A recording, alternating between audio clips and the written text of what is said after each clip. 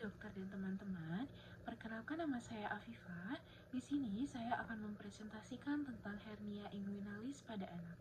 Jadi yang pertama untuk definisi dari hernia sendiri, hernia adalah keadaan abnormal di mana terjadi penonjolan organ atau jaringan di daerah yang mengalami ruptur. Hernia itu bisa dapat terjadi di berbagai bagian tubuh, namun bagian tubuh yang paling sering mengalami hernia adalah pada dinding perut, khususnya daerah inguinalis. Jadi untuk etiologi dari hernia inguinalis pada anak, penyebab utamanya adalah karena protrusi atau penonjolan organ intraabdomen melalui kanalis inguinalis. Hal ini yang paling sering berkaitan dengan kegagalan penutupan prosesus vaginalis setelah proses penurunan testis selama perkembangan embrional. Secara normal, saat testis turun dari rongga abdomen menuju skrotum, akan terbentuk suatu saluran yang disebut dengan prosesus vaginalis. Setelah testis mencapai skrotum, saluran ini seharusnya menutup secara spontan. Namun, jika tidak sempurna, maka akan terbentuk jalur yang memungkinkan organ intraabdomen seperti usus atau omentum masuk ke dalam kanalis inguinalis sehingga terbentuklah hernia. Selain faktor kongenital tersebut, terdapat juga berbagai faktor lain yang bisa meningkatkan resiko terjadinya hernia. Faktor-faktor ini umumnya berkaitan dengan peningkatan dari tekanan intraabdomen, misalnya seperti batuk kronik, konstipasi yang menyebabkan anak sering mengejan, serta kondisi asites yang meningkatkan tekanan dalam rongga perut. Selain itu, kelainan jaringan ikat juga dapat menyebabkan kelemahan pada dinding abdomen, sehingga lebih mudah menjadi protrusi organ intraabdomen melalui kanalis inguinalis. Kombinasi antara kelemahan dinding inguinal dan peningkatan dari tekanan intraabdomen yang akhirnya memicu terjadinya hernia inguinalis. Selanjutnya adalah anamnesis. Pada anamnesis hernia inguinalis pada anak, keluhan utama yang biasanya ditemukan adalah adanya benjolan di daerah lipat paha atau regio inguinal. Pada anak laki-laki, benjolan ini bisa meluas hingga ke skrotum karena hernia mengikuti jalur kanalis inguinalis menuju skrotum. Benjolan biasanya bersifat hilang timbul dan sering tampak lebih jelas saat terjadi peningkatan dari tekanan intraabdomen. Ya, apabila kita lihat dari onsetnya, keluhan ini umumnya sudah muncul sejak bayi atau masa kanak-kanak karena sebagian besar hernia inguinalis ini bersifat kongenital. Namun, seringkali keluhan baru disadari oleh orang tua ketika melihat adanya benjolan yang muncul saat anak menangis, batuk, atau mengejan. Saat anak kembali tenang atau berbaring, benjolan tersebut biasanya menghilang karena isi hernia kembali masuk ke rongga abdomen. Karakteristik benjolan yang muncul saat tekanan intraabdomen meningkat dan menghilang saat istirahat merupakan salah satu gambaran klinis khas pada hernia inguinalis. Selanjutnya, pada anamnesis, kita juga perlu menilai dari kuantitas dari benjolannya. Ukuran benjolan pada hernia inguinalis biasanya dia bervariasi dan bisa membesar terutama saat terjadi peningkatan dari tekanan intraabdomen, misalnya ketika anak menangis, batuk, atau mengejan. Benjolan ini bersifat hilang timbul dan ukurannya itu bisa berubah-ubah karena hernia ini bisa keluar dari rongga abdomen melalui kanalis inguinalis. Selain dari kuantitas, perlu juga kita menilai dari kualitasnya dari benjolan tersebut. Pada hernia biasanya masih responsibel. Nah, benjolannya itu biasanya teraba lunak, tidak nyeri, dan bisa dimasukkan kembali ke rongga abdomen secara spontan ataupun dengan tekanan ringan. Namun pada kondisi hernia incarcerata, benjolannya itu bisa menjadi lebih keras, terasa nyeri, dan tidak bisa direposisi kembali ke rongga abdomen. Nah, untuk yang kelima yang perlu kita tanyakan juga adalah untuk faktor yang memperberat dari keluhannya. Biasanya pada hernia inguinalis, benjolannya itu biasanya akan tampak lebih jelas saat terjadi dari peningkatan dari tekanan intraabdomen. Hal ini bisa terjadi pada saat ketika anak menangis, batuk, mengejan saat buang air besar, atau melakukan aktivitas yang meningkatkan dari tekanan. Selanjutnya, untuk yang keenam ada faktor yang memperingan dari keluhannya. Biasanya pada hernia inguinalis, benjolannya itu akan berkurang atau bahkan menghilang ketika anak berbaring atau dalam keadaan tenang. Hal ini terjadi karena adanya tekanan intraabdomen yang menurun sehingga isi hernianya itu bisa kembali masuk ke dalam rongga abdomen. Nah, selain dari keluhan utama berupa benjolan di lipat paha, pada anamnesis juga perlu dilakukan analisis sistem untuk menilai apakah ada gejala penyerta dari gejala tersebut. Nah, pada hernia inguinalis yang masih reponibel, biasanya gejalanya itu tidak terlalu menonjol. Namun, apabila hernianya sudah mengalami komplikasi, misalnya inkarserasi atau strangulasi, maka akan muncul beberapa gejala penyerta. Gejala yang bisa ditemukan antara lain adalah seperti nyeri pada daerah lipat paha karena terjadi terjepitnya isi hernia. Selain itu, dapat juga disertai muntah dan perut kembung yang mengarah pada kemungkinan terjadinya obstruksi usus. Pada anak, kondisi ini juga bisa ditandai dengan anak rewel, menangis, atau terlihat kesakitan. Selanjutnya, kita melakukan pemeriksaan fisik. Jadi yang pertama ada inspeksi. Pada inspeksi, kita perlu memperhatikan daerah lipat paha serta organ genital eksternanya. Nah, pada pasien laki-laki perlu diperhatikan adanya pembesaran atau asimetri pada skrotum. Sedangkan pada pasien perempuan perlu diperhatikan juga pada daerah labianya. Hal ini terjadi karena hernia inguinalis bisa meluas ke skrotum pada laki-laki atau ke labia pada perempuan.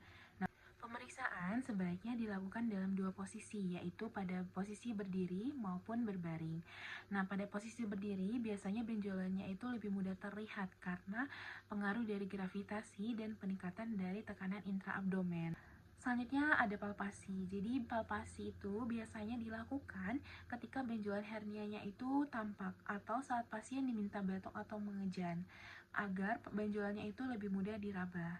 Nah, pada palpasi, hal pertama yang dinilai adalah konsistensi dari benjolannya, apakah dia teraba lunak atau keras. Nah, pada hernia yang masih responsibel, benjolannya itu umumnya terasa lunak dan tidak terlalu nyeri saat ditekan. Selanjutnya, kita melakukan uji reduksibilitas, yaitu dengan memberikan tekanan lembut pada benjolan untuk melihat apakah isi hernianya itu bisa kembali ke dalam rongga abdomen atau tidak. Jika benjolannya itu terlihat bisa direposisi, dia itu menandakan bahwa hernianya itu masih dalam keadaan reponibel. Namun, apabila benjolannya itu tidak bisa direposisi dan terasa nyeri, maka perlu dicurigai adanya hernia inkarserata. Setelah benjolannya itu berhasil direposisi, pemeriksa kemudian meraba dari cincin hernia atau annulus inguinalisnya untuk menilai apakah terdapat pelebaran atau tidak. Nah, biasanya anak-anak, pemeriksaan ini tuh biasanya dilakukan menggunakan jari telunjuk atau jari kelingking dimasukkan secara perlahan ke arah kanalis inguinalis. Nah, pada kasus hernia inguinalis seringkali teraba annulus inguinalis yang melebar sehingga memungkinkan dari isi rongga abdomennya keluar melalui kanalis inguinalis. Jadi untuk hernia inguinalis itu dibagi menjadi direkta dan indirekta. Ya, kita memeriksa dari pemeriksaan tanda komplikasinya. Nah, komplikasi yang paling sering pada hernia inguinalis adalah inkarserasi dan strangulasi. Nah, pada inkarserasi, isi hernianya itu terjebak dalam kantong hernia sehingga tidak bisa kembali masuk ke dalam rongga abdomen. Jadi pada pemeriksaan fisik didapatkan bahwa benjolannya itu lebih keras, nyeri saat ditekan dan tidak bisa direposisi. Nah, apabila kondisi ini berlanjut menjadi strangulasi, maka bisa terjadi gangguan aliran darah pada isi hernia. Pertama itu ada CT scan. Jadi pada CT scan itu dia bisa mengevaluasi dari struktur di daerah inguinal dan melihat adanya tonjolan dari organ intraabdomen. Namun dalam praktik klinis CT scan itu dia cukup terbatas karena biayanya yang relatif tinggi atau mahal serta tidak selalu tersedia di semua fasilitas kesehatan. Dan selain itu CT scan juga menggunakan radiasi, jadi tidak disarankan untuk anak-anak. USG ini merupakan pemeriksaan pilihan pertama untuk menilai dari lesi di daerah inguinal. Pemeriksaan ini memiliki beberapa keunggulan, yaitu yang pertama dia portable sehingga bisa dilakukan mudah di berbagai fasilitas kesehatan. Lalu yang kedua, USG ini dia tidak menggunakan radiasi, jadi dia lebih aman untuk terutama pada anak-anak. Lalu USG ini juga lebih mudah diakses dan bisa membantu menilai isi hernia serta membedakan dengan kondisi seperti hidrokel. MRI. Jadi MRI itu biasanya dilakukan pada pasien yang secara klinis dicurigai mengalami hernia inguinalis, tapi dalam pemeriksaan fisik itu tidak ditemukan tanda yang khas. Nah, menggunakan MRI ini Dipertimbangkan apabila USG atau CT scan-nya itu negatif atau tidak ada tanda dari hernia, tapi adanya kecurigaan klinis yang masih kuat. Ini karena MRI itu memiliki sensitivitas dan spesifitas yang lebih tinggi dibandingkan dengan pencitraan lainnya dalam mendeteksi hernia inguinalis. Selanjutnya untuk kriteria dari diagnosis hernia inguinalis sendiri, dia bisa ditegakkan melalui anamnesis dan pemeriksaan fisik dan pemeriksaan penunjang apabila diperlukan. Nah, secara klinis, salah satu temuannya adalah benjolan di daerah inguinal yang muncul saat terjadi peningkatan dari tekanan intraabdomen. Tekanan intraabdomen seperti batuk, mengejan, atau berdiri. Benjolannya itu biasanya menghilang saat berbaring karena hernianya itu masuk kembali ke rongga abdomen. Selanjutnya ada cough impulsif positif pada pemeriksaan fisik. Jadi benjolannya itu akan terasa atau tampak membesar saat pasien diminta untuk batuk. Selanjutnya untuk tata laksana dari hernia inguinalis sendiri, dia merupakan terapi definitif, umumnya adalah tindakan operasi. Namun sebelum dilakukan tindakan operasi, biasanya penting untuk terlebih dahulu memperbaiki dari faktor-faktor yang memperburuk dari kondisi hernia. Ya, untuk jenis-jenis operasi pada hernia inguinalis sendiri, yang pertama ada herniotomi. Jadi herniotomi itu adalah tindakan dari membuka kantong hernia. Kemudian isi hernianya itu dimasukkan kembali ke rongga perut atau abdomen, dan setelah itu kantongnya itu diikat dan dipotong. Tindakan ini tuh paling sering dilakukan pada anak karena penyebab hernia pada anak itu kan umumnya bersifat kongenital karena proses vaginalisnya itu tidak tertutup. Selanjutnya yang kedua ada herniorafi. Nah, herniorafi ini dia merupakan tindakan operasi dengan cara memperbaiki atau memperkuat dari dinding posterior kanalis inguinalisnya menggunakan jaringan dari sekitarnya. Ini biasanya dilakukan pada pasien dewasa karena pada orang dewasa sering terdapat kelemahan otot atau fascia dinding abdomen. Ada hernioplasti. Jadi hernioplasti itu merupakan tindakan memperkuat dari dinding posterior kanalis inguinalis dengan menggunakan bahan tambahan seperti mesh atau jaringan sintesis.